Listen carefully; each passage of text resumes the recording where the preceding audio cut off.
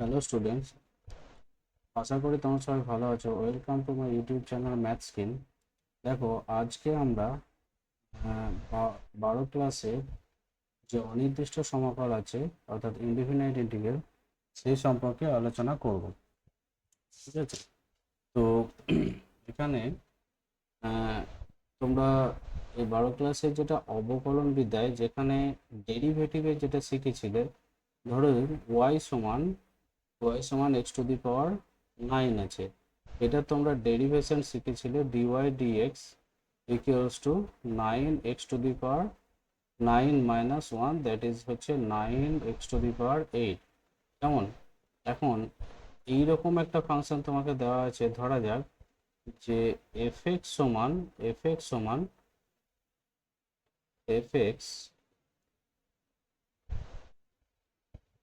সমান দেওয়া আছে 9x⁴, বা হয়তো দেওয়া আছে যে gx সমান দেওয়া আছে সাপোজ x⁴। এবার এই ফাংশনটা থেকে আমি কিভাবে এখানে এখানে রিটার্ন যাব এই ফাংশন থেকে যদি কিভাবে আমি ফেরত যেতে চাই তাহলে কিভাবে কি করব?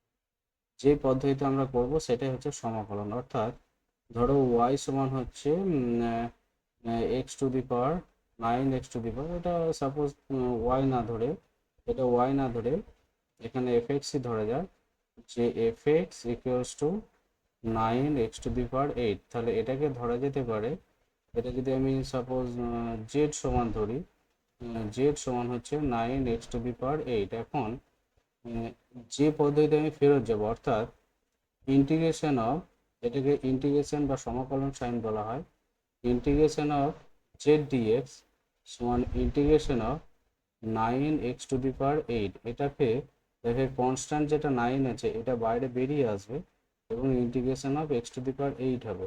সেখান থেকে আমি পাই 9 × x⁴ প্লাস 1 বাই হচ্ছে 8+1, এটা ইন্টিগ্রেশন ফর্মুলা, সেখান থেকে এটা আসে। এখানে 9 কেটে গেল এবং ফেরত হলো x⁴। এইটাকে যদি আমি সাপোজ y দিয়ে ডিনোট করি তখন হচ্ছে y + x⁴ ফেরত হলো। অর্থাৎ অবকলনের বিপরীত যদি ধরা হয় সেটা হচ্ছে সমাকলন, মানে অবকলন করে আমি যেটা পাই সেইটা সমাকলন করলে আবার আমি আগের অবস্থায় ফেরত যেতে পারবো। এটাই হচ্ছে সমাকলন বা ইন্টিগ্রেশন। এখানে সমাকলনের কতগুলো ফর্মুলা আছে, আমি সেই ফর্মুলাগুলো নিয়ে একটু আলোচনা করছি। যেমন প্রথম যেটা আছে সেটা হচ্ছে integration of some constant into suppose y dx. এটাকে লেখা যায় কেটা ইন্টিগ্রেশনের বাইরে বেরিয়ে চলে আসে এবং ইন্টিগ্রেশন হয় ওয়াই ডিএক্স এর ইন্টিগ্রেশন হয়। আবার 2 নম্বর যদি সাপোজ দুটো, এটা এফ না, এটা জাস্ট ইন্টিগ্রেশন সাইন।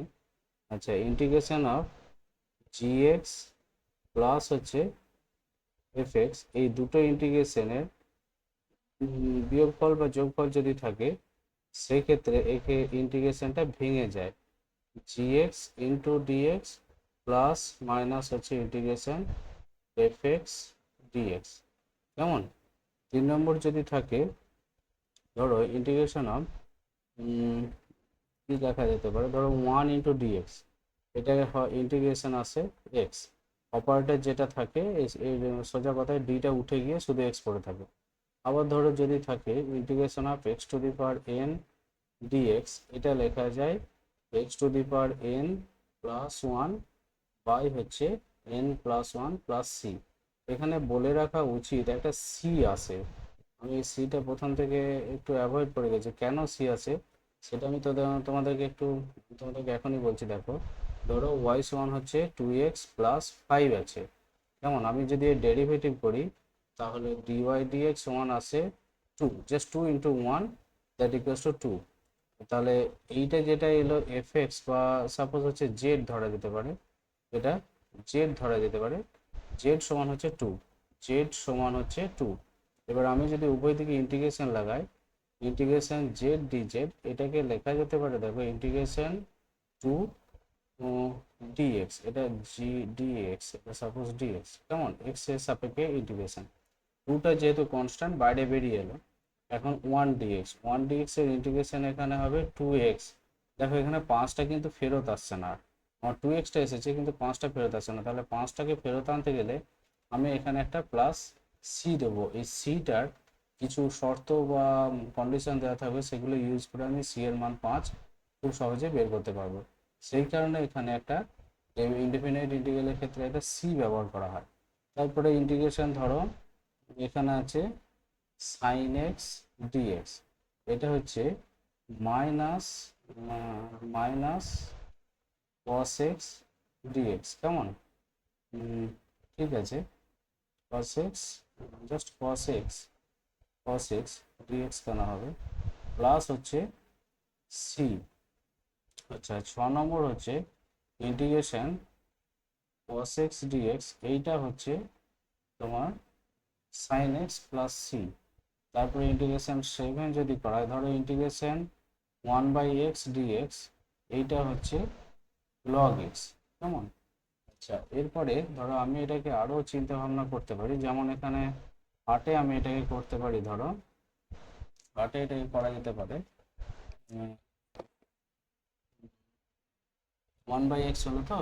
আচ্ছা integration of tan x dx, ঠিক আছে, এটার ইন্টিগ্রেশন হচ্ছে log of sec x dx, ঠিক আছে, integration log of sec x dx, কেমন?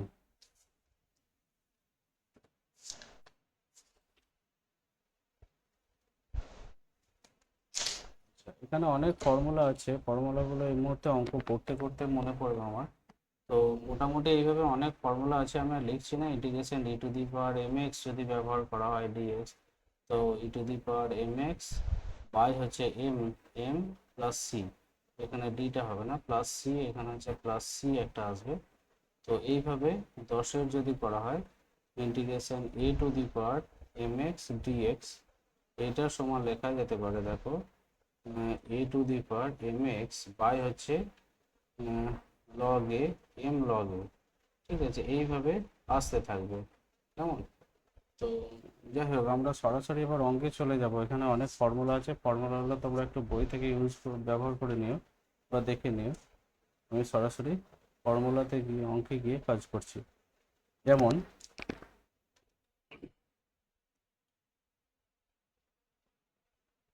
দেখো এখানে যেটা বলছে একের অঙ্কটা জাস্ট ফর্মুলা ইউজ করে করছে, আমি 2-এর অঙ্কটা থেকে করছি। 2-এর অঙ্কটা যেটা বলেছে যে integration of sine m x dx, এইটা সমান হচ্ছে minus cos m x dx by m plus হচ্ছে সি দেখাতে হবে। আচ্ছা ঠিক আছে, দেখো এটা হচ্ছে